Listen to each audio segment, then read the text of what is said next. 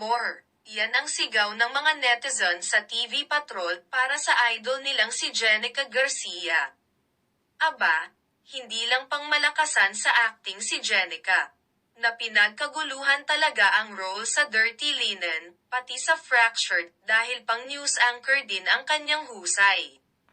Matatandaang sumalang siyang star patroller sa TV Patrol, kasama ang kanyang katandem na si Mamshi Melay Cantiveros. Maliban sa kanilang kwelang chemistry on cam, napansin ng mga manonood ang talento niya sa pagbabasa ng news items.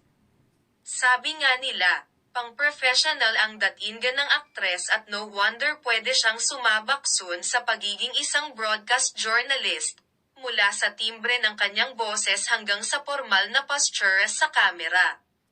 Maganda ang diction ni Jenica. Calm pero impactful.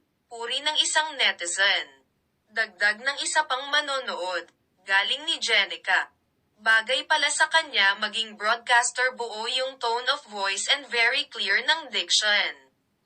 Hindi na nga raw sila magugulat kung maging regular siya sa long-running Kapamilya News telecast, kaya hinihiritan siyang maging TV patroller.